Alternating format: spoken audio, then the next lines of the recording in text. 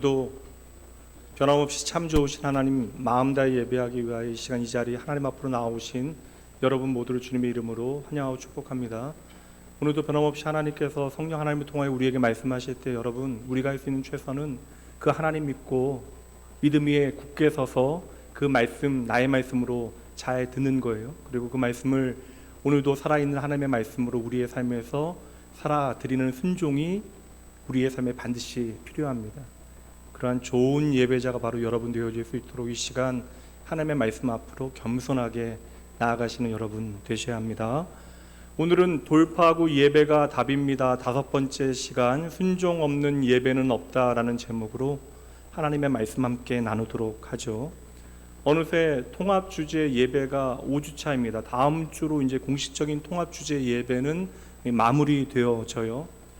우리가 운동 경기로 이야기하자면 축구로 따져보자면 후반전의 마지막 한 15분에 해당되어지는 시간을 우리는 달려가고 있습니다. 제가 좀 궁금해서 찾아봤더니 그냥 오늘 아침에 찾아본 거예요. 1930년부터 2020년까지 월드컵 전체 경기가 854경기였는데 그 경기를 15분 단위로 이제 분석한 거예요. 나누어서 분석을 했더니 마지막 15분에 전체의 23%의 골이 났다라는 것입니다. 어떤 의미가 있을까요? 그 마지막 15분이 다른 시간보다 더 특별하다는 것일까요? 저는 그 시간의 특별함보다는 그 남은 시간에 끝까지 전력과 열심을 다한 선수들이 그 이유가 되지 않을까라는 생각을 해봅니다. 우리가 전반전에 아무리 좋은 경기력을 보였다 할지라도 후반전 마무리를 잘 해야 돼요. 저와 여러분의 예배의 주인 되신 분이 하나님, 이 예배로 만약에 축구로 설명을 하자면 우리의 감독 되신 분이 하나님이시라면 우리는 최고의 감독과 함께 하나님을 예배하고 있는 것이잖아요. 그러니 여러분 이 시간 여러분 우리가 반드시 승리하게 되어질 것을 믿고 마지막까지 집중력 발휘하여 끝까지 잘 달려가시는 여러분 되셔야 합니다. 진리의 말씀을 통해서 하나님께서 언제나 저희의 삶을 회복하십니다. 그리고 하나님께서는 그 생명의 말씀을 통하여 우리의 예배를 반드시 변화시키실 거예요. 왜냐하면 예배가 우리의 전부가 되어지기 때문에 그러합니다. 오늘도 여러분 그러므로 살아계신 하나님 앞에 여러분의 최선을 다하여 오직 하나님만을 예배하며 우리에게 주신 말씀에 집중하셔야 합니다. 그냥 오늘의 이 예배를 스쳐 지나가는 예배로 생각하지 마시고 오늘 우리의 삶에 하나님께서 베푸시는 놀라운 터닝포인트, 그 놀라운 하나님의 은혜의 순간으로 붙잡는 여러분 되셔야 합니다. 오늘도 우리는 우리의 열심을 의지하여 말씀 나누지 않을 거예요. 우리가 얼마나 예배를 사랑하는가, 우리가 얼마나 그 예배를 사랑하여야 하는가, 이것보다 중요한 것은 이 예배에 대한 하나님의 뜨거운 열심과 열정이 무엇인지를 우리가 붙잡는 거예요. 그러니 오늘 나눌 주제는 이것입니다. 한번 여러분 따라해 주시죠. 예배는 순종입니다. 이 주제 하나로 우리가 나눌 거예요. 3가지를 나눌 터인데 결국에는 이 주제로 모여지는 것입니다. 다시 한번 따라해 보시죠. 예배는 순종입니다. 사실 요즘 이 시대는 이 순종이라고 하는 단어가 상당히 좀 낡아버린 윤리와 같이 들려지는 것도 사실이에요. 그 타임즈에서 지난 20세기의 가장 지성사 가운데 영향을 많이 미친 그러한 학자로 니체를 꼽았습니다. 지난 100년 동안 얼마나 날고기는 똑똑한 사람들이 많았어요. 그러나 이 세상을 움직이는 가장 중요한 많은 사상을 내어놓은 가장 영향을 많이 미친 철학자로 니체를 이야기했는데 그 니체의 그 실존주의 철학은 오늘날의 대부분의 윤리나 사상적인 기초가 되어지고 있어요. 근데 그 니체가 원래는 신앙적인 배경에서 자라났지만 결국에는 그 신앙을 저버리게 되어지고 그래 적극적인 기독교의 반대자의 입장에 서게 되어지는데 그가 말하길 이 순종은 기독교의 윤리인데 이 순종의 윤리는 바로 노예의 윤리이다라고 해석을 하게 되어집니다. 여러분 우리의 인생이 하나님께로부터 출발하여 하나님께로 돌아간다는 사실을 우리가 놓치게 되어지면 이 순종이라고 하는 단어는 오늘 우리에게도 상당히 좀 불편한 단어가 되어지는 거예요. 그리고 생각보다 여러분 교회 나오는 것은 어렵지 않습니다. 그러나 이 순종을 우리의 삶의 이야기로 살아내는 것은 정말 쉽지 않은 이야기예요. 왜 순종이 어렵냐면 순종이라고 하는 것은 나의 생각, 나의 경험, 나의 의지를 반하는 경우가 많기 때문이고 반대로 나의 경험, 나의 생각, 나의 의지를 반하는 것이 아니라면 순종이 요구되어지는 것이 아니에요. 그래서 우리가 많은 순간 하나님의 말씀에 순종한다라고 생각하지만 우리는 내가 좋은 것들에 순종할 때가 훨씬 더 많아요. 그러므로 여러분, 순종이라고 하는 것은 내가 무엇에 따르고 있는가 보다 그 순종의 대상이 누구인가, 그 순종의 대상에 대한 절대적인 신뢰가 우선되어지는 거예요. 그래서 말씀드린 대로 모든 것이 하나님께로부터 출발하여 하나님께 돌아간다는 사실을 우리가 놓치게 되어지면 참으로 우리의 인생 가운데 순종이라고 하는 것은 너무나 어려운 윤리가 되어지는 것입니다. 그래서 이 시대의 많은 사람들은 이 순종은 어떠한 굴종의 의미로 생각을 해요. 그래서 이 순종을 말하지는 않지만 힘없는 자들이 어떠한 자기 변명과 같이 착각합니다. 그러니 이 순종을 싫어하는 것이죠. 실제로 제가 예전에 결혼 주례를 맡았는데, 제가 이제 같이 신앙생활하던 우리 청년들이 아니라 외부에서 제가 결혼 주례를 좀 부탁받게 되어진 거예요. 부모님들 덕분으로. 원래 이런 주례 참 어렵거든요. 제가 자라온 환경이나 어떻게 신앙생활을 했는가에 대한 배경을 알지 못하면 주례하기가 어렵지만 그냥 부탁을 받아서 제가 주례를 하게 되어졌습니다. 청해 준 게 감사하니까. 근데 신부가 아주 독특하게, 제가 주례를 그래도 젊지만 많이 했는데 그 신부가 신랑을 통해서 저한테 혼인 서약문을 먼저 받아볼 수 있겠냐, 이게 참 예식 순서를 먼저 받아보기 원하는 신부는 많이 봤어도 혼인 서약문을 먼저 좀 점검하기 원한다, 뭐 점검한다는 표현은 안 했지만 먼저 받아보기 원한다는 이야기를 해서 그냥 보내줬어요. 그리고 혼인 서약문은 기독교 예배로 우리가 혼인 예식을 치르게 되어지니까 성경 구절을 근거로 해서 혼인 서약문을 작성하게 되어지는데, 보통은 뭐 에베소서 골로새서 말씀에 나오는 그 관계요, 사랑의 관계와 순종의 관계로 신랑과 신부에게 혼인 서약을 요구하게 되어집니다. 그런데 사실 뭐 지금 개역개정 성경에서 아예 순종이라는 단어를 복종이라는 단어로 번역을 해놨습니다. 근데 제가 이제 혼인 서약문은 순종이라고 하는 단어로 표현을 했죠. 근데 사실 그것은 남자와 여자의 어떠한 질적 차이나 그런 지위적인 차이를 보여주는 게 아니에요. 이 남성은 여성을 그리스도께서 몸된 교회를 사랑하신 것 같이 사랑해야 되고, 그리고 또한 그리스도께서 하나님께 순종하신 것처럼 여성은 남성에게 순종해야 된다는 가치를 보여주고 있지만, 이것은 이 순종이라고 하는 것을 관계적인 측면에서 바로 사랑의 관계로 해석하여 하나님과 우리의 관계를 보여주는 것이지 남자와 여자의 관계를 보여주는 구절이 아닙니다. 이렇게 생각할 때 이 순종이라고 하는 단어를 거기다 적어놨는데, 그 이제 신부가 이 단어는 빼달라고 부탁을 하는 거예요. 그래서 아니 뭐 빼달라니까 빼줬죠. 참 자기 의사가 분명한 당찬 신부라고 생각할 수도 있으나, 적어도 오랜 세월 신앙생활 했는데 교회에서 어떤 상처를 받았는지 모르겠지만 성경이 말씀하고 있는 그 순종의 의미를, 우리가 서로 순종해야 되는 그 순종의 가치를 모르고 있는 것은 분명합니다. 그럼 다시 말씀드립니다. 순종은요, 내가 무슨 일을 하느냐 안 하느냐의 문제가 아니라고요. 순종은 그 순종의 대상에 대한 우리의 신뢰, 그러니까 관계의 문제가 되어지는 것입니다. 하나님께서 모세를 부르실 때 여러분 기억하시나요? 40년 동안 광야에서 먼지와 같이, 그래서 사랑하는 자식의 이름조차도 자신의 회환과 아픔을 담아서 짓게 되어지는 그 버려진 모세가 40년의 세월이 흘렀을 때 하나님께서 모세를 불러내시잖아요. 그의 일상 가운데 모세를 부르실 때 뭐라고 부르시나요? 네가 서 있는 곳은 거룩한 땅이다. 그러니 네 발에서 신을 벗으라. 마찬가지로 하나님께서는 오늘도 저와 여러분을 거룩한 하나님의 땅으로 부르고 계시는데, 이게 당연한 게 아니라고요. 우리 거룩하지 못한 저와 여러분이 하나님의 거룩으로 초청받는 것이 얼마나 놀라운 은혜가 되어져요. 그런데 여러분, 우리가 하나님의 그 거룩의 초청을 거북하게 여기는 게 문제예요. 왜요? 그 거룩한 초청을 은혜로 바라보지 못하니까. 왜 거북해요? 내가 당장 내 발에서 신을 벗는 것은 불편한 일이 되어지니까. 요나가 선지자잖아요. 요나가 선지자예요. 근데 요나서가 얼마나 재밌어요. 다른 선지서들은 하나님의 마음을 선지자가 깨닫고 하나님의 말씀을 선포하는 장면인데, 요나는 하나님의 마음을 오해하고 하나님으로부터 도망가는 장면이 펼쳐져요. 만약에 요나가 하나님의 말씀을 신뢰하고 1장에서 네, 아멘, 이해 안 되지만 가겠습니다 했으면 요나서는 1장에서 끝나야 돼요. 그런데 요나가 도망가잖아요. 그래서 우리가 보지도 않아야 되는 성경을 내용들을 봅니다. 막 풍랑만 나고 배 막 좌초하게 되어지고 큰 물고기 막 나오고 박넝쿨 막 그런 거 다 3장이나 우리가 더 읽게 되어졌습니다. 여러분, 중요한 건 뭐냐면 선지자도 기름 부으신 선지자도 하나님의 마음을 모르면 순종이 너무나 불편하고 힘이 든다라는 거예요. 그러니 여러분, 오늘 저와 여러분은 어떠하겠습니까?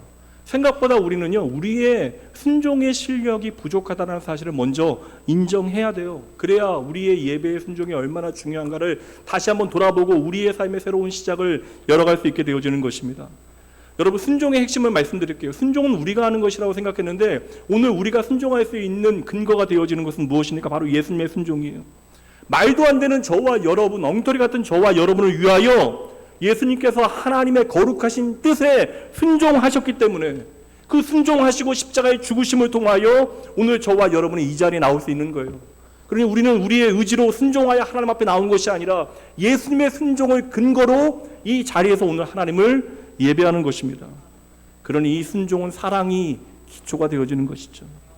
하나님께서 그 놀라운 은혜 가운데 오늘 저와 여러분을 순종의 자리로 불러주셨다는 사실, 그 인식에 전환이 있을 때 순종을 무거운 짐으로 여기지 아니하고 우리의 감사의 고백으로 하나님 앞에 탄성으로 높여드리게 되어지는 것입니다.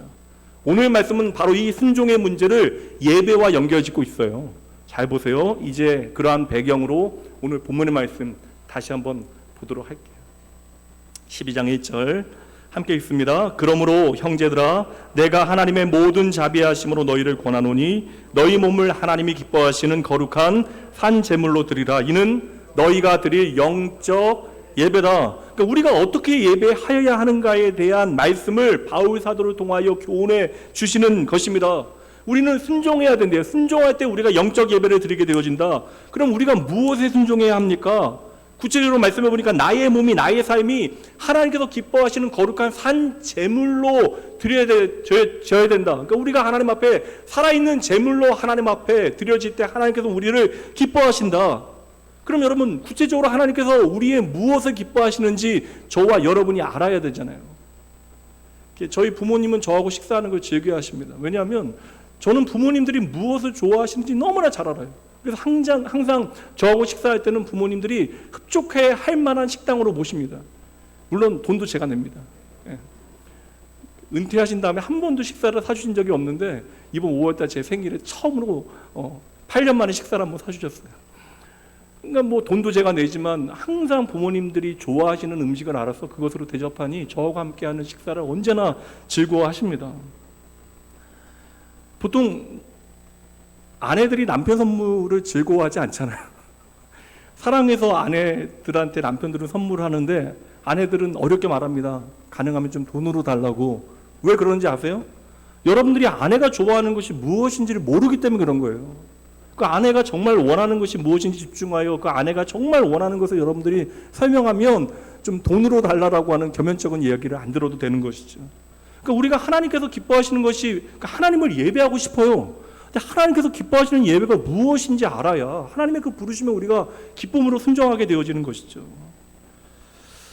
그럼 여러분, 하나님께서 오늘 우리에게 무엇을 기뻐하시는가를 우리가 열심히 찾아야 합니다. 그리고 하나님의 말씀을 통하여 하나님께서 기뻐하시는 것, 좋아하는 것을 알게 되어지면 이제는 우리가 아는 대로 선택하면 되는 거예요. 그 선택이 바로 순종이에요. 알아야 우리가 순종하게 되어지는 거예요. 알아야 선택하게 되어지는 것입니다.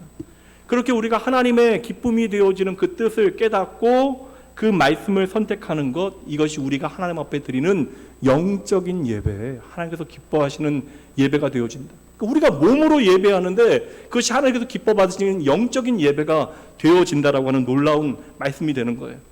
오늘은 우리가 하나님께서 기뻐하시는 그 진정한 순종의 예배를 드리기 위하여 우리가 반드시 기억해야 되는 세 가지 원리를 함께 정리해 보도록 하겠습니다. 첫 번째요, 예배는요, 몸을 드려야 합니다.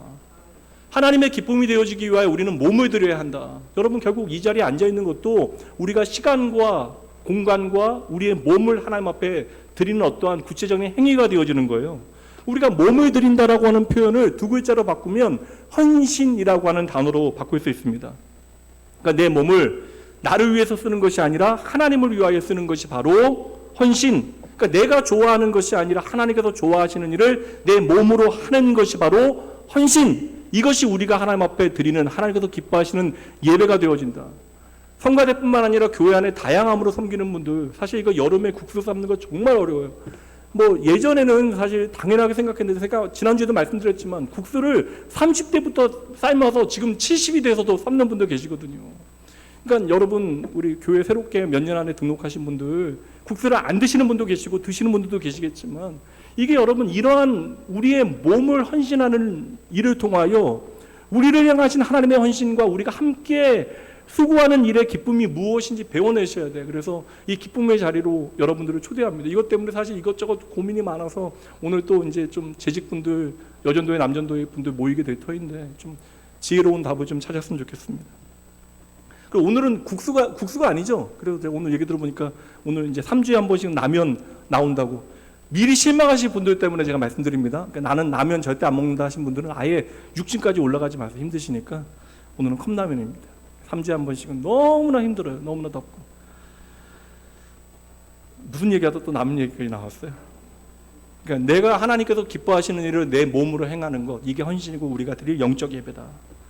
여러분 생각해 보세요. 내가 기쁨으로 헌신할 수 있는 대상이 있다는 건 얼마나 행복합니까? 그렇잖아요. 그러니까 자녀를 가진 부모만이 깨닫게 되는 거예요. 그전에는 철이 없었는데 왜 자녀를 낳으면 철이 들어요? 내가 모든 것을 주어도 아깝지 않은 존재가 어느 날 갑자기 생기는 거예요. 내가 기꺼이 기쁨으로 헌신할 대상이 있다는 것은 그러므로 우리의 삶에 축복이 되는 것. 그래서 헌신의 대상을 가진 사람은 사실 생명력이 있는 것이고, 그렇게 기쁘게 헌신할 수 있는 사람의 삶에는요, 감사가 흘러 넘치게 되어지는 것입니다. 제가 한 직장에서 이제 그 워크숍 설교를 해야 돼서 상당히 좀 규모가 있는 회사라 가서 설교를 하게 되어졌는데, 뭐 예수 안 믿는 사람이 90%인데 사실 회사 워크숍에 100명 이상 모이는 워크숍에 그 시작하면 사실 뭐 연예인 나오고 노래라도 부르고 그래야 되는데, 그 워크숍 시작을 목사가 가서 얼마나 이거 눈빛만 봐도 알거든요. 90%가 예수 안 믿는 사람들인데.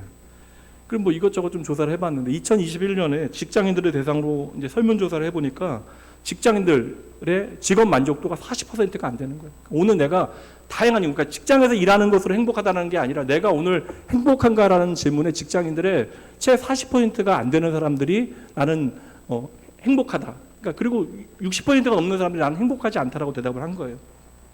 근데 재밌는 게 뭐냐면 나이가 많을수록 그래도 조금 더 행복하고요. 나이가 어릴수록 20대의 직장인들이 행복하다라고 느끼는 비율은 현저하게 떨어져요.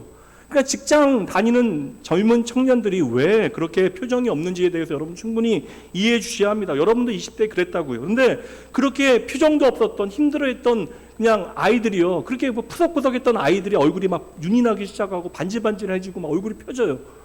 제가 청년을 15년 동안 청년 사역을 했습니다. 지금까지 수천 명의 청년들을 봤는데 저는 알아요.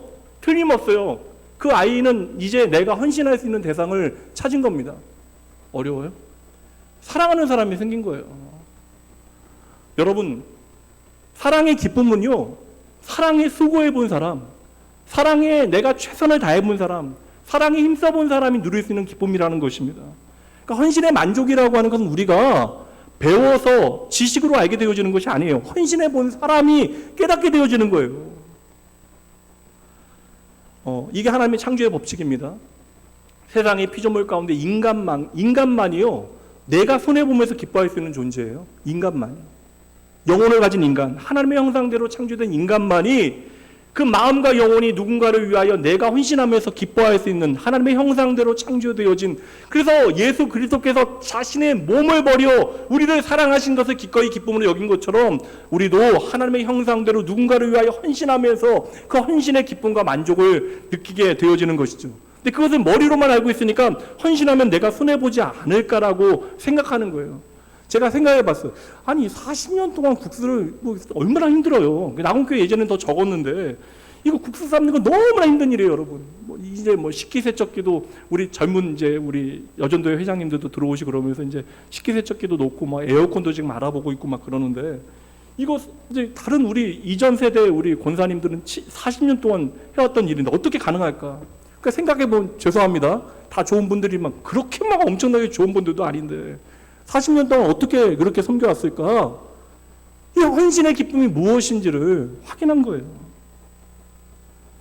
여러분, 뭐 아까 전에 제가 아이들 얘기했는데 뭐 헤어지면 죽일 놈, 뭐 살릴 놈 그렇게 욕하게 되고 울게 되어지는데, 그럼에도 그들은 그렇게 헌신하잖아요. 사랑하는 대상을 만나면. 그리고 사랑하면서 내가 기쁨과 만족을 누리게 되어지잖아요. 하물며 우리가 인간관계, 이 찰나의 관계 안에서도 이러한 기쁨과 만족을 누리게 되어진다. 여러분, 하물며 예수님을 사랑하게 되어진 사람 어떠하겠습니까? 내 평생에 예수님이 나를 절대적으로 사랑해 주심을 깨닫고, 이게 여러분 복음이잖아요. 이 복음 깨닫고 내가 이제 예수님 사랑해 보겠노라 결심한 사람 이제 어떻게 살아가야 하겠습니까? 그래서 여러분 예수님을 사랑하기로 결단한 사람은 예배의 감격을 누릴 수밖에 없다라는 거예요. 그러니까 내가 예수를 믿는데 예배의 감격이 없다. 이것도 참 이상한 일이 되어지는 거예요. 그러니 여러분 더할 수 없는 하나님의 놀라운 은혜와 사랑을 믿으신다면 기쁨으로 내 몸으로 하나님 앞에 예배하는 헌신을 선택하시는 여러분 되시길 주님의 이름으로 축복합니다.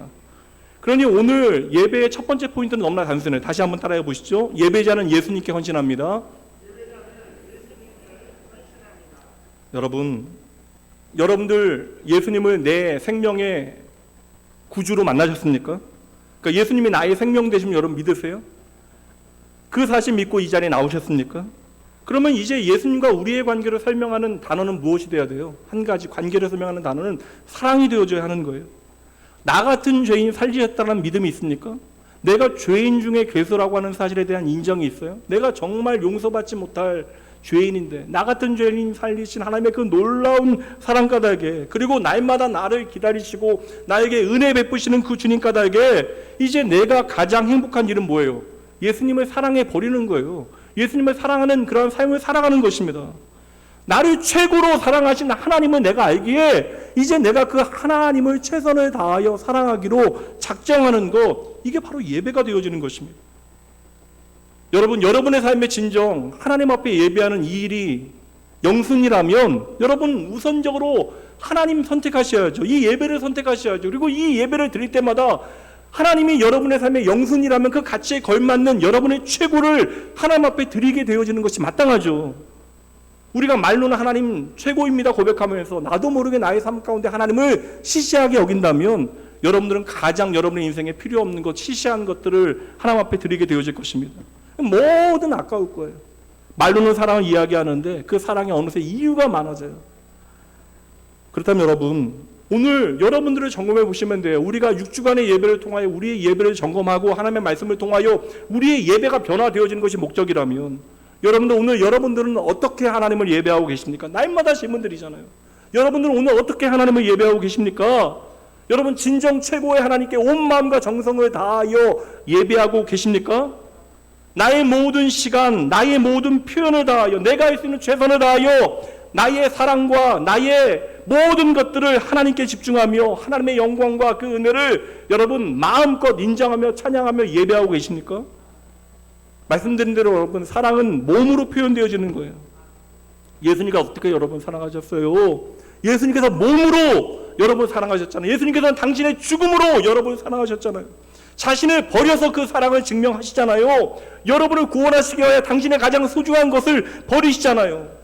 참혹한 내가 감당해야 된 그 죄의 그 모든 결과를 당신의 몸에 쏟아 부으셨잖아요. 그 이유가 무엇입니까? 단 하나의 이유. 우리는 알지 못하겠지만 저와 여러분을 최고로 사랑하시기 때문에 우리를 다시 하나님 앞에 나오게 하시려고 이 예배의 자리로 부르시기 위하여 예수님께서는 기꺼이 그 몸을 버려 십자가의 길을 걸어 가신 것입니다. 우리는 그 하나님을 예배하고 있는 거예요. 여러분 이 진리를 믿으십니까? 모르시면 다시 설명해야 돼요. 한 5분을 다시 설명드리고 제가 믿으십니까? 다시 물어봐야 돼요. 여러분 예수님께서 당신의 몸을 먼저 헌신하여 저와 여러분을 사랑하셨으면 믿으십니까? 이 진리를 믿으신다면 이제는 여러분도 하나님의 기쁨이 되어지는 영적 예배를 드리라. 이게 오늘 본문의 말씀이에요. 다시 1절 읽어드립니다. 그러므로 형제들아 내가 하나님의 모든 자비하심으로 너희를 권한다. 너희 몸을 하나님이 기뻐하시는 거룩한 산 제물로 드리라. 이것이 너희가 드릴 영적 예배다. 그러므로 너희는 영적 예배를 드리라. 여기서 중요한 것은 시작, 그 말씀 그러므로 표시해 놨잖아요. 여러분 이 그러므로가 우리의 삶에 없다면 우리는 하나님 앞에 진정한 영적 예배를 드릴 수 없는 것입니다. 이 자리를 채울 수는 있지만 우리의 마음이 하나님 앞에 가닿는 진정한 헌신의 예배를 드릴 수 없다라는 거예요. 우리가 하나님의 모든 자비하심으로 의롭다 여김을 받은 거예요. 내가 의로워서 인정받은 것이 아니라 하나님의 모든 자비하심으로 우리가 의롭다 여김을 받은 것입니다. 후두염이라 소리 크게 내면 안 되는데 내가 하나님의 은혜와 사랑으로 하나님의 자녀가 되어진 거예요. 그러므로 오늘 우리가 하나님을 예배하는 거예요. 이 하나님의 자비하신 까닭에, 이 하나님의 끝없는 은혜와 사랑 까닭에 그러므로 우리가 하나님을 예배하고 있다는 사실을 우리가 알지 못하면, 이 그러므로의 이야기가 우리의 삶에 없으면, 이 그러므로가 우리의 모든 헌신과 수고의 기초가 되어지지 않으면 우리가 드리는 예배가 하나님께서 받으시는 예배가 되어질 수 없다.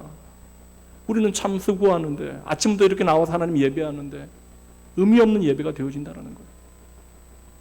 여러분, 진정 하나님께서 기뻐하시는 영적 예배를 드리기 원하십니까? 오늘 하나님께서 말씀을 통하여 우리에게 주시는 메시지가 무엇이에요? 바로 영적 예배는 오늘 우리의 몸을 기쁨으로 하나님 앞에 드리는 예배여야 한다는 거예요. 이 예배를 위하여 우리가 수고하는 우리의 움직임이 있어야 한다는 것입니다. 한번 따라해 보시죠. 영적 예배는 나의 몸을 드리는 것입니다. 이게 여러분 거룩한 산 제물이라고 하는 뜻이에요. 바울 사도가 구약 시대의 제사의 개념을 통하여 설명하는 것입니다. 예배는 뭐 제사라고 이야기할 수 있죠. 구약 시대의 제사는요, 짐승을 죽여야 돼. 흠없는 짐승을 죽여야 합니다. 왜요? 내 죄를 내가 책임질 수 없기에 흠없는 짐승을 죽여 우리는 잠시 하나님의 허용하심을 받고 하나님 앞에 나아가 하나님 앞에 예배할 수 있게 되어지는 거예요. 그러나 오늘 말씀은 신약 시대에는 우리가 어떻게 하나님 앞에 예배를 드려야 하는가, 제사를 드려야 하는가에 대한 대답이에요. 흠없는 제물 대신에 나의 몸을 거룩한 산 제물로 우리가 이제 드릴 수 있게 되어졌다. 무엇 때문에? 예수 그리스도의 몸의 헌신을 통하여 우리가 이제 흠없는 짐승을 가지고 하나님 앞에 나가는 것이 아니라 우리를 거룩한 산 제물로 하나님 앞에 드릴 수 있게 되어졌다. 구약시대의 제사에는 흠없는 제물이 필요했어요. 그런데 우리가 이제는 예수님을 말미암아 살아있는 제물로 하나님 앞에 드려질 수 있게 되어지는 거예요. 내가 거룩하게 하나님 앞에 나아갈 수 있게 되어진 것입니다. 그러므로 이제 우리는 예수님 때문에 하나님께서 기뻐하시는 영적 예배를 드릴 수 있다. 이게 얼마나 놀라운 일이에요. 그러니까 우리가 영적 예배를 드려야만 하는 데가 아니라 우리가 영적 예배를 드릴 수 있는 존재가 되어졌다는 사실, 우리가 거룩한 산 제물이 되어졌다는 사실이 얼마나 놀라운 은혜인가를 여러분 아셔야 돼요. 그래야 예배에 대한 감격이 살아나게 되어지는 것입니다. 근데 문제는 무엇이에요? 우리가 너무나 잘 아는 말씀인데 우리가 두 손 들고 엉엉 울면서 하나님 나의 몸을 하나님 앞에 산 제물로 드립니다 외친다 할지라도 여러분 죄송합니다.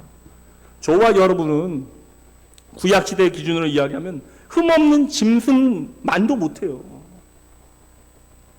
불편하게 들리십니까 여러분? 여러분들 과연 여러분이 하나님께서 기뻐 받으실 만한 거룩한 산 제물이 되어질 수 있어요? 여러분의 삶이? 여러분들 제 이야기 하자면 하나님 앞에 평생을 좀 드린다라고 서원을 하고요. 어느새 24년 동안 목회자의 길을 걸어가고 있지만 너무나 실망스러운 저의 모습을 확인하게 되는 순간들이 얼마나 많은지 몰라요. 저의 생각 가운데, 저의 행위 가운데 형편없이 때로는 바닥을 치고 망가지는 모습들을 끊임없이 확인하게 되어져요. 아무리 생각해봐도 나는 거룩한 산 제물이 아니라고 하는 자괴감도 제 안에 있습니다.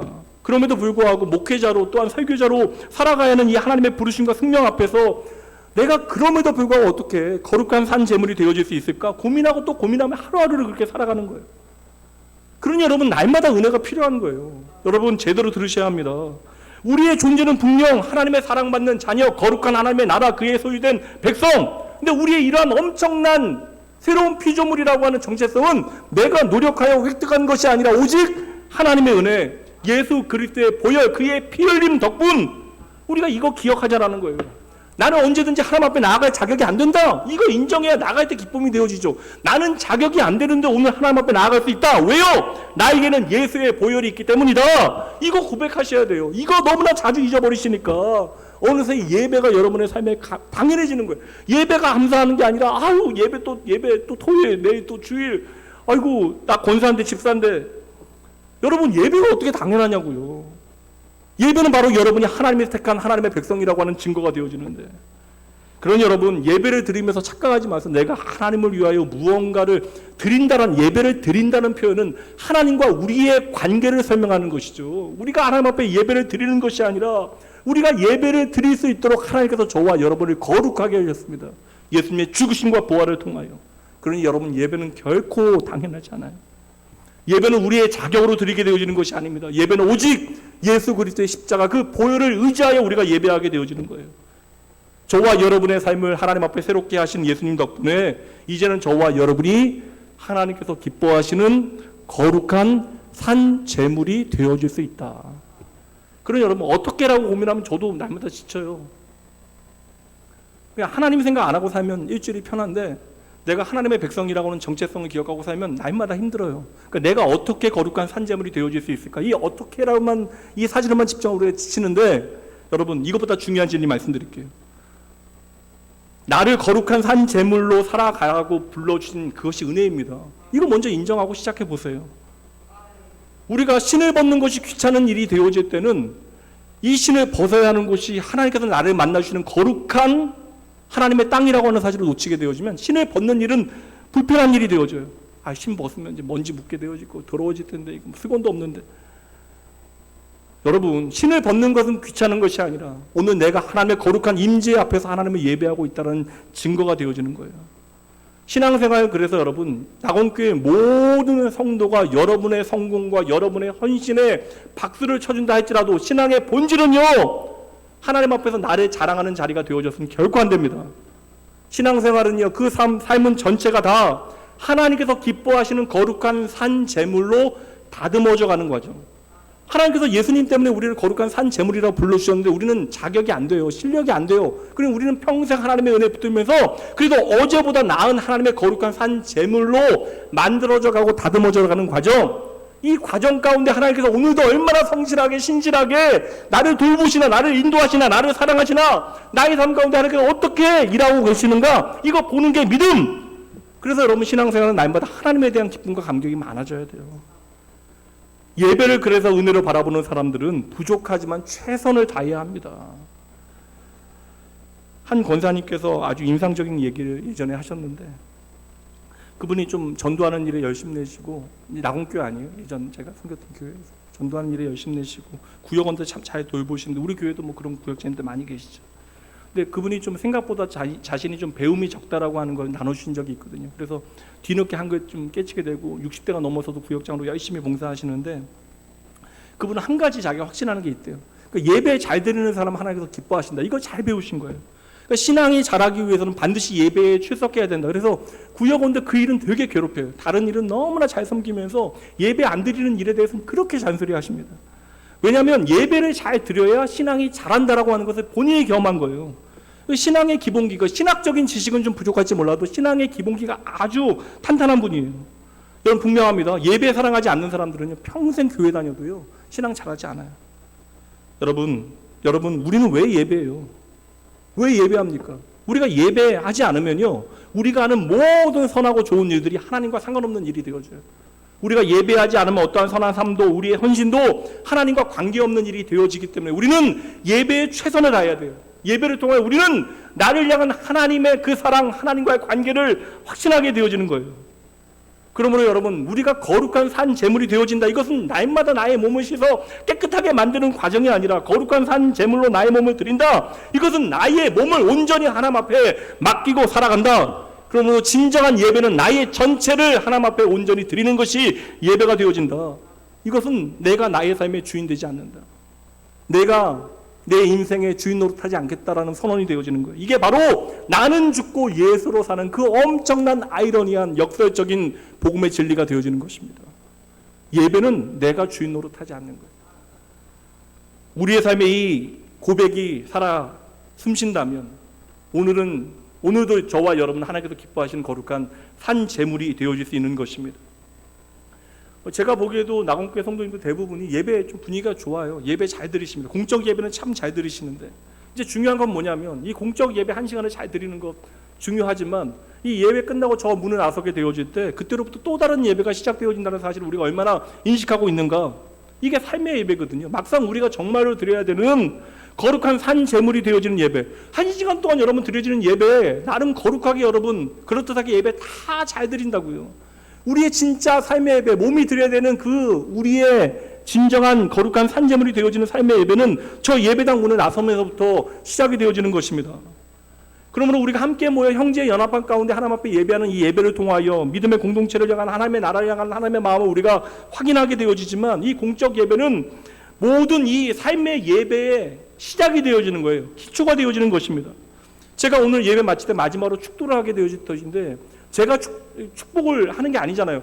하나님의 말씀에 그 약속 붙들고 하나님의 말씀으로 여러분을 향하여 축도를 하게 되어질 때 그 축도는 오늘 예배의 결론이 되어지는 것이고 우리를 복되게 하시는 그 하나님의 마음이 그 축도에 담겨지는 것이고 이제 여러분들이 삶으로 드려진 그 삶의 예배의 시작점이 되어지는 거예요. 그 축도는 예배를 끝내는 시간이 아니라. 근데 우리가 문제가 뭐예요? 우리가 일주일에 한 번 드리는 이 예배가 그 예배의 전부라고 생각하니까 예배자의 삶이 사라지는 거예요. 예배의 능력이 사라지는 것입니다. 이것이 바로 우리의 삶이 변화되어지지 않는 이유가 되는 거예요. 그러니 여러분의 삶의 모든 자리가 하나님 앞에 진정한 섬김, 몸의 예배의 자리가 되어질 수 있도록 그래야 여러분의 삶이 여러분과 함께하는 모든 사람, 모든 공간, 모든 시간 진정한 여러분의 삶의 예배를 통하여 축복의 통로 되어지는 여러분 되어지시길 주님의 이름으로 축복합니다. 첫 번째 예배의 원리요. 두 번째는 예배는 마음을 새롭게 하는 것. 오늘 말씀대로 얘기하면 따라해 보시죠. 예배는 분별되어야 합니다. 예배는 분별되어야 합니다. 2절 말씀 함께 읽어보도록 합니다. 함께 읽습니다. 너희는 이 세대를 본받지 말고 오직 마음을 새롭게 함으로 변화를 받아 하나님의 선하시고 기뻐하시고 온전하신 뜻이 무엇인지 분별하도록 하라. 여기서 중요한 단어는 변화와 분별이라고 하는 단어예요. 분별력 없는 사랑이 얼마나 위험한지에 대해서는 말씀드릴 필요 없어요. 우리가 자녀를 잘 양육하기 위해서 물론 눈에 보이는 자원이 필요합니다. 쉽게 얘기하면 돈이 필요하긴 해요. 근데 제가 강남에서 사역하고 다양한 사역처에서 사역을 했지만 생각보다 많은 자녀들을 봤잖아요. 그 신앙의 가정에 자라고 넉넉한 집안에 자라면서도 많은 상처와 또한 신앙의 그 혼란을 가지고 신음하는 청년들을 너무나 많이 봤거든요. 왜냐하면 사랑하지 않기 때문에 그런 것이 아닙니다. 자원이 부족해서 그런 것이 아니에요. 분별력 없는 사랑이 여러분 심지어 가장 순수한 인간의 삶에 가장 순수한 부모와 자녀의 삶에서도 그 사랑의 관계가 왜곡되어질 수 있다는 거예요. 그러니 분별력 없는 사랑이 우리의 인생 가운데 얼마나 위험한가에 대해서는 제가 여러분들에게 하나하나 설명드릴 필요가 없을 것 같아요. 우리가 진정 하나님께서 기뻐하시는 참된 예배를 드리기 위해서는 그러므로 우리가 처음에 말씀드린 대로 하나님의 뜻이 무엇인지를 제대로 분별해야 된다고요. 그리고 2절 말씀은 우리가 어떻게 하나님의 뜻을 분별할 수 있을까? 어떻게 하나님의 뜻을 제대로 알 수 있을까? 그래서 우리가 어떻게 하나님 앞에 영적 예배를 드릴 수 있을까에 대한 해답이 2절 말씀에 나온다고요. 다시 한번 따라해 보시죠. 그러므로 예배는 분별되어야 합니다. 그러면 어떻게 분별되어야 하는가? 그 비결이 바로 2절 말씀대로 마음을 새롭게 하는 것. 이 마음을 새롭게 하다라고 하는 표현은 생각을 고치다라는 단어가 이 안에 들어요. 그러니까 우리가 예수를 믿으면 우리의 가치와 생각이 변한다라는 거예요. 우리의 생각이 갱신되어진다라는 것입니다. 이게 어찌 보면 여러분 거듭남의 실제적인 모양이 되어지는 거예요. 다시 이제 저 보세요. 2절 말씀이요. 2절 말씀 다시 한번 읽어드립니다. 너희는 이 세대를 본받지 말고 오직 마음을 새롭게 함으로 변화를 받아 하나님의 선하시고 기뻐하시고 온전하신 뜻이 무엇인지 분별하도록 하라. 그럼 시작 보세요. 이 세대를 본받지 말고 마음을 새롭게 하라. 그러니까 여러분 이 세대를 본받는 것은 어려운 일이 아니에요. 그냥 살면 저절로 되는 것이 이 세대를 본받는 거. 그러니까 내 생각이 이끄는 대로 세상이 요구하는 대로 여러분 살아가는 것이 이 세대를 본받는 일. 이렇게 세상 살아가는 것은 우리에게 전혀 불편하지 않아요. 근데 우리가 예수 그리스도 만나고 우리의 마음이 새롭게 변화되어지면 그때부터 우리의 삶에 새로운 변화가 시작되어진다는 거예요. 실제적인 변화가 시작되어지는 것입니다. 그러니까 예수를 만나게 되어지면 내가 세상이 요구하는 대로 살아가는 것이 조금씩 불편해지는 거예요. 나름 내가 잘 먹고 오늘 잘 살고 있는데 무엇인가 답답하고 도무지 채워지지 않는 거예요. 예수님 만나면 세상이 요구하는 대로 살아가는 것이 우리의 전부가 되어질 수 없는 거예요. 그러니까 여러분 믿음을 이렇게 정리해 볼게요. 이 세상을 우리가 살아갈 때 나의 믿음이 나를 불편하게 만드는 것이 바로 변화의 시작이 되어진다는 것입니다. 우리가 예수를 믿는다라고 하는 것은 여러분 그 믿음이 우리의 삶에 역사하는 능력으로 나타나야 되는데 예수를 믿는다라는 것은 그러한 의미에서 세상이 요구하는 대로 살아가는 것이 이제는 우리에게 불편하게 여겨져야 하는 거예요. 왜요? 예수님께서 나의 생명 되시고 나의 전부 되시고 나의 구원 되시고 나의 진리 되시는데 그래서 우리가 예수님께서 보여주시는 친히 길이 되신 예수님 따라가야 되는데 그 길을 우리가 전혀 몰라요. 그 예수님이 길이 되신다는 사실을 우리가 깨닫지 못하니까 여전히 우리는 세상 풍조 시대 정신에 따라 살아가게 되어지는 거예요.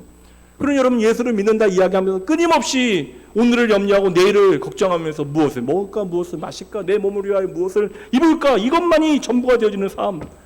이게 여러분 핵심이 뭔지 알아세요? 무엇을 먹을까, 무엇을 마실까, 내 몸을 위하여 무엇을 입을까? 이건 뭐냐면 이 세상이 끝이라고 믿는 거예요. 하나님의 영원한 생명을 우리가 믿음으로 바라보지 못하는 것입니다. 그러니 여러분, 우리가 그리스도를 아는 지식이 우리 안에 참되게 변화되어지지 않으면 우리의 삶에 진짜 전향적인 변화가 나타나지 않는 것입니다. 이렇게 우리가 하나님을 아는 지식이 자라나지 않으면요, 우리는 그저 그냥 무늬만 그리스도인으로, 무늬만 크리스찬으로 살아가게 되어지는 거예요. 그러니까 내가 그리스도인이라고 하는 것을 증명하는 것은 주일날 교회 가는 거, 그리고 내가 성경 들고 다니는 것 말고는 증명할 방법이 아무것도 없는 거예요. 그 다음 여러분, 우리가 어떻게 하나님의 뜻을 분별해야 하는가? 구체적인 방법이요. 예전에 한 우리 집사님께서 해외여행 이제 지나고 나서 들려주신 얘기예요. 해외여행을 가고 싶어. 한 달 동안 이제 이직을 하시면서 이제 전문 직종의 일을 하고 계셨는데, 한 달 동안 이제 이직을 하게 되어지면 시간이 남아서 한 달 동안 이제 해외여행을 제가 가고 싶었던 스페인이나 이제 그런 나라들을 가고 싶어서 여행을 가야 되는데, 문제는 뭐냐면 교사의 주일학교. 근데 그 기간이 하필 또 여름 성경학교 기간입니다. 또 준비하는 분도 계실지 모르겠는데, 그러니까 부담이 되는 거야. 한 달 동안 여름 성경학교 때 빠져야 되고 막 그러니까. 그럼 내가 여행을 가야 하나 말아야 되나 고민을 하면서 이렇게 막 잠자리에서 뒤척 하다 잠이 드셨대요. 아침에 깨서는요, 여행을 가는 것이 하나님의 뜻이라고 확신했대요. 아침에 깨자마자 핸드폰 시계를 봤는데 그때 시간이 7시 47분 747 전날 밤 스페인 마드리드로 가는 비행기 알아봤는데 그 비행기가 보잉 747. 하나님께서 보여주셨구나. 여러분, 하나님의 뜻이 이렇게 마술처럼 미신처럼 구해지는 거, 물론 이렇게라도 하나님께서 말씀하실 때가 있어요. 어떤 때요? 여러분, 지지리도 하나님의 말씀 보지 않을 때, 하나님의 말씀 지지리도 듣지 않을 때, 하나님께서 여러분의 귀에 대고 소리를 치셔도 그 말씀 외면하고 살아갈 때, 이렇게라도 하나님께서 말씀하실 수 있죠. 여러분, 저는 그 집사님이 지나고 나서 이제 재밌었어요. 본인이 얘기합니다. 내 마음이 어느새 여행으로 가 있었대요. 근데 그러니 여행을 가면서 마음의 부담을 덜 수 있는 방법을, 말도 안 되는 방법으로 이렇게 찾게 되어진 것이죠. 본인도 웃긴 거예요. 아마 뭐 한 7시 43분에 깼는데 실눈 뜨고 47분 되기까지 기다렸을 수도 있죠. 여러분, 우리가 하나님의 뜻을 분별하기 위해서는 그래서 우리의 실제적인 좀 노력이 필요해요. 상당한 노력을 기울여야 합니다. 우리가 우리 인생 가운데 가장 확실하게 하나님의 뜻을 찾을 수 있는 방법이 뭐예요? 하나님의 말씀이죠. 그거 여러분 뻔한 이야기처럼 들으시면 안 돼요. 하나님의 말씀이 바로 우리를 향하신 하나님의 뜻을 분별할 수 있는 가장 확실한 방법. 하나님의 마음과 하나님의 뜻이 이 말씀에 담겨져 있는 것입니다. 여러분 믿으세요? 이 말씀을 우리가 사랑해야 된다는 사실을 믿으십니까? 그럼 우리가 이 말씀을 사랑해야죠. 사랑하는 것은 읽고 묵상하는 거예요. 근데 여러분, 어떤 분들, 제가 성경 안 바꿔요. 이거 한 6년 정도 사용한 성경인데 보세요. 다 찢어졌어요. 제가 성경 읽는 게 3권이에요. 지금 4권 정도 읽는데, 사무실에 읽는 거하고 제가 뭐 다 다르게 읽는데, 이거 왜 그냥 거룩한 척 흉내내는 게 아니라 이게 정상이라는 거예요. 정상. 성경 한 6년 사용되면 이렇게 돼야 돼요. 근데 교회 평생 다니면서 한 권으로 버티시는 분도 계시잖아요. 마지막 돌아가실 때까지 성경 깨끗하게 해놓고, 이게 기적이에요. 예수 평생 믿었는데 성경 한 권으로 버티면서, 이게 여러분, 와, 여러분 이게 광야에서 신발이 닳지 않는 것보다 평생 예수 믿으면 성경 하나 아무렇지도 않게 깨끗하게 보시는 분들, 이게 기적이에요. 여러분, 하나님의 뜻을 알기 원한다라고 말하면서 하나님의 말씀 읽지 않아요. 교회에서 뭐 이렇게 이런 행사하고 저런 행사하고 그래도 참여하지 않습니다. 그런 분들 또 이렇게 보면 교회 안에 왜 이렇게 양육 프로그램이 없냐라고, 성경도 안 읽으면서. 여러분, 성경 읽으셔야 돼요. 이게 하나님의 뜻을 분별할 수 있는 가장 확실한 방법입니다. 그 다음에 우리가 하나님의 말씀 붙들고 여러분 기도해야 돼요. 우리가 하나님의 말씀 붙들고 기도하기 시작할 때 우리의 삶에 벌어지는 모든 일들을 해석할 수 있는 시선이 생기는 거예요. 하나님의 말씀을 가지고 우리가 기도하기 시작할 때 우리의 삶에 벌어지는 모든 일들을 우리는 하나님의 마음으로 해석하기 시작하는 거예요. 이게 분별이에요. 분별. 똑같은 사건이 벌어지는데 이렇게 하나님의 말씀 붙들고 기도하는 사람은요, 전혀 다른 해석을 하게 되어져. 이게 분별이에요. 분별의 목적은 거룩이에요. 그래서 구약의 분별이라고 하는 단어는 거룩이라고 하는 단어입니다. 결국 세상과 다른 삶을 살아가는 것이, 이 다른 삶을 선택하는 것이 바로 거룩. 그래서 우리가 하나님의 말씀 붙들고 세상과 다른 기준으로 살아가는 것이 바로 예배가 되어지는 거예요. 여러분, 하나님 앞에서 평생 유치해지시면 안 돼요. 저와 여러분은 하나님의 임재 앞에서 살아가요. 날마다 하나님 앞에서 호람되어 하나님 까닭에 살아가는 인생입니다. 하나님께서 다 알고 계신데 우리가 교묘한 논리나 뻔한 핑계로 자기를 합리하면 안 되죠. 내가 인생에 정말 이러한 휴식의 시간이 필요해서 잠시 여행을 가야 된다면 내가 주일학교 교사로 봉사하지 못하는 것에 대해서 같이 일하는 사람들한테 양해를 구하고 또 좀 더 이 사전에 좀 물질로 섬길 수 있거나 다양한 방법으로 섬긴 다음에 가서도 기도하면서 여행 잘 다니시고 내가 그러면 또 이렇게 좀 이렇게 제대로 섬기지 못한 것에 대한 마음의 부담을 가지고 잘 갔다 오면 되죠. 이게 하나님의 뜻이 아니라 7시 47분 하나님께서 내게 보여주신 것이다. 이거 여러분 얼마나 뻔한 핑계예요. 본인이 생각해도 부끄러운 핑계가 되어지는 거예요. 여러분 우리가 예수 그리스도 안에서 구별되어졌다면 그때부터 구별되어진 인생을 살아가야 돼요. 이게 변화입니다. 그래서 우리는 예배를 통하여 하나님의 말씀을 듣고 기도를 통하여 세상과 다른 하나님의 기준들을 배워가야 돼요. 이 세상과 다른 하나님의 기준들을 배워갈 때 우리가 우리의 몸을 하나님 앞에 기쁨으로 드릴 수 있는 구별된 예배자의 삶을 살아가게 되어지는 것입니다.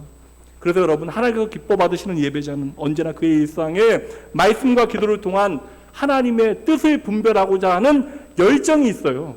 그것이 바로 여러분의 실제하는 수고가 되어져야 합니다. 그래야 여러분 여러분의 삶이 흘러넘치는 하나님의 놀라운 뜻과 하나님의 은혜를 붙잡을 수 있습니다. 마지막 세 번째요.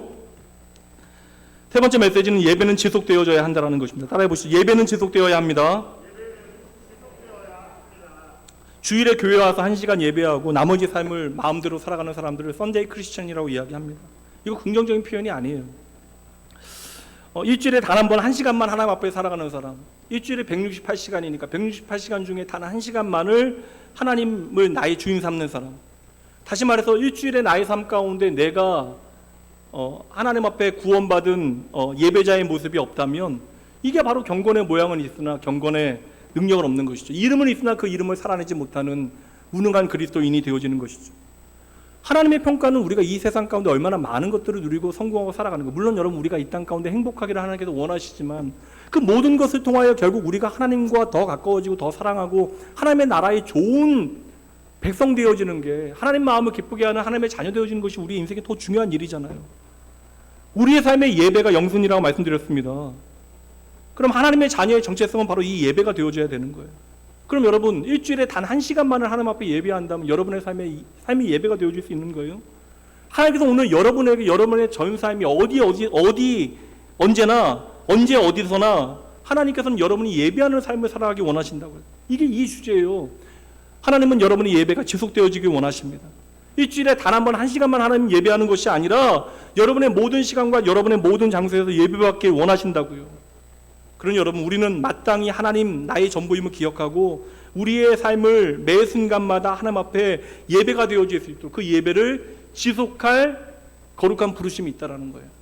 여러분 우리가 함께 모여서 예배하는 이 시간 중요합니다. 그러나 하나님의 말씀을 통하여 나를 향한 하나님의 마음 깨닫고 그리고 하나님의 뜻을 깨달아 내 삶이 변화되어지기 시작할 때 그때부터 내가 하나님의 뜻대로 나의 삶을 살아드리고자 하는 그런 열망이 생기는 게 예배예요. 이거 없으면 여러분 교회 안에서 섬기는 모든 일들이 의미 없어져요.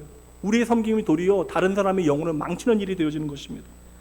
그러니 여러분 하나님을 내 삶의 주인 삼고 언제 어디서나 삶으로 하나님을 참으로 예배하는 그 예배가 지속되어지는, 1시간으로 멈추는 것이 아니라 그 예배가 여러분의 삶에 지속되어지는 귀한 낙원의 성도들 되어지길 주님 이름 축복합니다. 여러분 정말 중요해요.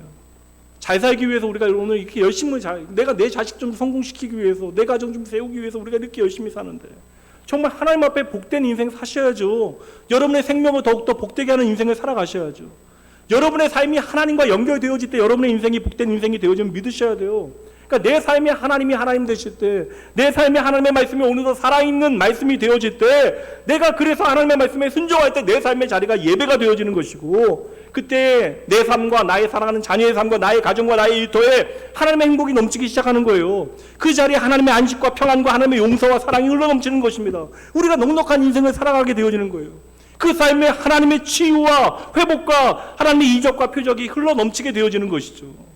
그때의 세상 사람들을 여러분 보고 오늘 아까 찬양한 것처럼 여러분 보고 아는 거예요. 하나님을 아는 거예요. 감동하게 되어지는 것입니다. 세상 사람들이 그러한 여러분을 보고 여러분 감동받고 하나님을 보기 시작하는 거예요. 왜요? 여러분들이 나보다 더 잘 먹고 잘 살아서 그것을 보고 하나님께서, 그런 것을 보고 세상 사람들이 하나님을 보는 것이 아닙니다. 세상 사람들은 여러분이 아무리 잘 먹고 잘 살고 세상에서 성공한다고 해서 그것으로 하나님 만나지 않아요. 무엇을 보고 하나님 만납니까? 왜 저 사람은 저렇게 힘든데 그럼에도 불구하고 얼굴에 행복이 언제나 있지? 왜 저렇게 넉넉한 마음으로 다른 사람들 용납하고 이해하고 살아가지? 어떻게 저렇게 균형 잡힌 삶을 살아가지? 어떻게 저 사람과 저 가정은 이러한 상황 가운데서도 저렇게 밝고 행복할까? 왜일까? 여러분, 나 혼자 절대 안 된다고요. 그러니 오늘도 나의 부족을 채우시는, 연약을 채우시는 하나님의 말씀만이 나를 변화시키면 여러분 기억하시고, 그 하나님의 선하신 뜻이 오늘 여러분의 삶을 주장하시도록 하나님의 말씀에 순종하셔야 한다는 것입니다. 그래서 오늘 말씀의 주제가 이것인 거예요. 따라해 보시죠. 순종 없는 예배는 없습니다. 여러분 순종하셔야 돼요. 이제 말씀 마칠게, 시간 많이 갔으니까 오늘 말씀 마치면서 오늘 말씀 진지하게 내 마음에 담으면서 여러분 결단을 다짐하시면서, 그래야 여러분 복된 인생 살아요. 버티면 뭐예요 여러분? 하나님의 말씀인데 말씀대로 살아보세요 여러분. 말씀 여러분의 마음에 새기면서 함께 읽어봅니다. 로마서 12장 1절과 2절 함께 읽습니다. 천천히 읽어요. 그러므로 형제들아, 내가 하나님의 모든 자비하심으로 너희를 권하노니 너희 몸을 하나님이 기뻐하시는 거룩한 산제물로 드리라. 이는 너희가 드릴 영적 예배니라. 너희는 이 세대를 본받지 말고 오직 마음을 새롭게 함으로 변화를 받아 하나님의 선하시고 기뻐하시고 온전하신 뜻이 무엇인지 분별하도록 하라. 메시지 꼭 기억하세요. 첫째, 여러분 우리의 몸을 드려야 합니다. 예수님께서 우리를 위하여 당신의 몸을 드리셨잖아요. 그 몸을 버리셨잖아요. 그래서 오늘 우리는 하나님 앞에 우리의 몸으로 예배할 수 있는 귀한 헌신의 기회가 주어짐을 여러분 기억하시고 감사하셔야 돼요. 여러분의 헌신을 통하여 내가 참된 예배자임을 증명해내셔야 돼요. 두 번째, 예배는 우리의 마음을 새롭게 하는 자리가 되어줘야 돼요. 여러분 하나님의 뜻을 분별해야 우리가 구별된 하나님의 백성답게 살아갈 수 있습니다. 그러니 우리가 열심히 하나님의 말씀과 우리의 간구하는 기도를 통하여 하나님의 뜻을 깨달아야 돼요. 그래야 하나님께서 기뻐하시는 예배자의 삶을 살아가게 되어집니다. 세 번째, 우리의 예배는 계속 되어줘야 돼요. 진짜 예배는 여러분 이 시간 예배를 다 드리는 것은 너무나 당연한 일이니까 이 예배당 문을 나서면서부터 우리의 삶의 자리에 하나님께서 주인 되십니다라는 것을 증명해 내셔야 합니다. 우리의 예배는 그래서 쭉 계속되어져야 하는 것이고, 그렇게 여러분들이 예배자의 삶을 살아가게 되어질 때 여러분 덕분에 세상이 하나님의 생명을 얻게 되어지는 거예요. 그 놀라운 하나님의 축복이 되어지는 여러분 되시기 주님의 이름으로 축복합니다. 여러분 예배는 이제부터 시작이 되어지는 거예요. 오늘 이 시간 예배를 마치면서부터 여러분의 예배는 시작이 되어지는 것입니다. 그러니 여러분 예배당 문을 나서면서 이 예배의 기쁨과 하나님의 사랑 기억하시고, 나를 언제나 도우시는 하나님의 그 능력 의지하여 내가 살아가는 모든 자리에서 하나님께서 기뻐하시는 삶을 살고자 하는 그런 거룩한 열망과 열심과 최선이 여러분의 삶을 주장하길 주님의 이름으로 축복합니다. 여러분 잊지 마세요. 하나님의 선하심과 인자하심이 하나님의 모든 열정과 열심으로 여러분을 향하고 있습니다. 하나님은 여러분을 너무나 기뻐하신다고요. 그리고 하나님의 문을 여시고 여러분의 삶에 하나님의 놀라운 은혜와 축복을 부어주기를 원하십니다. 그런 여러분 하나님을 향하여 내 마음 열고 좋은 예배자 되셔야 돼요. 하나님의 말씀에 순종하여 삶으로 참으로 하나님을 예배하고, 그리하여 하나님을 참으로 기쁘게 한 많은 믿음의 선배들의 이야기가, 참된 예배자의 이야기가 오늘 나의 이야기 되어주는 놀라운 축복의 그러한 스토리로 여러분의 삶에 하나님을 향하여 드려지는 예배 되어지길 주님의 이름으로 축복하며 응원합니다. 이 시간 여러분의 다짐 담아서 우리 함께 찬양하며 고백하죠. 여러분의 고백으로 하나님 앞에 찬양합니다.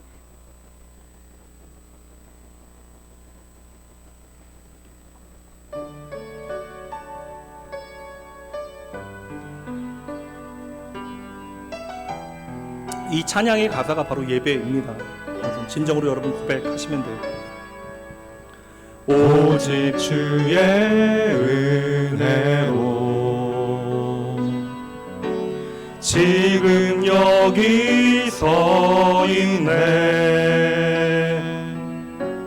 한없는 경배, 한없는 찬양, 내 영혼 예배 드리네. 나를 위해 이 땅에 오신 주의 은혜, 십자가 고통 이기신 주님, 그 은혜 어찌 주리. 주의 날 채우시네. 주의 보게 하시네. 사는 동안 은혜로만 살리 십자가 은혜로. 이 시간 여러분 잠시 기도하시죠. 결국 여러분 하나님의 말씀 부족하지만 저를 통해서 최선을 다하여 선포하게 하셨고요, 하나님께서 당신의 마음을 여러분들에게 전하셨습니다. 그렇다면 이제는 하나님께서는 여러분의 응답을 받기 원하시는 거예요. 여러분이 지난 삶을 어떻게 살아왔나, 오늘 내가 어떠한 처지에 있는가, 그거 중요하지 않습니다.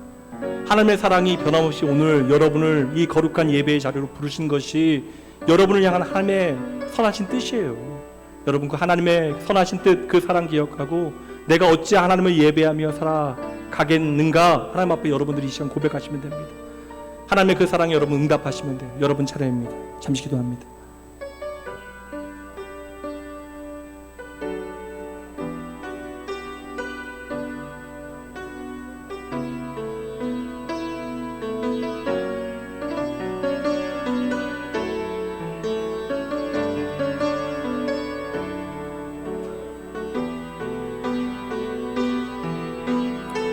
아버지여 주여 살아갑니다. 하나님 주여 사랑하는 주님을 기억하시옵소서. 하나님 이 시간 사랑하는 주의 자녀들 바라보시며 어쩔 줄 몰라 기뻐하시고 하나님 친히 하나님의 아버지 그 영광 문을 여시고 그 안에 하나님의 놀라운 은혜와 아버지 능력을 아버지 부어주시는 귀한 은혜 이 시간 믿음으로 바라보오니 하나님 사랑하는 주의 자녀들로 하여금 아버지여 하나님의 은혜에 대한 감격을 가지고 언제나 내 삶에 함께 하시고 나를 도우시는 하나님 능력 의지하여 우리에게 주어진 모든 삶의 자리에서 하나님만을 참되게 예배하는 내가 가는 곳마다 하나님께서 기뻐하시는 삶을 살고자 하는 그 열망과 열심이, 그 정직한 최선이 사랑하는 주의 자녀들의 삶에 있어질 수 있도록 주여 친히 함께 하여 주시옵소서. 말씀하시옵소서. 저희들이 듣겠습니다.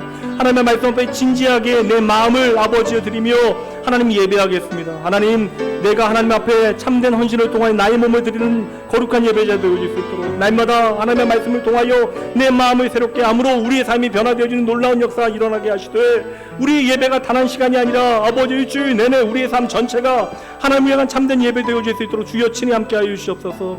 때때로 저희도 넘어질 때 하나님 우리의 마음을 새롭게 하시는 여호와 하나님 바라보니 하나님 친히 역사하시고 함께 하여 주시옵소서. 주여 인도하여 주시옵소서.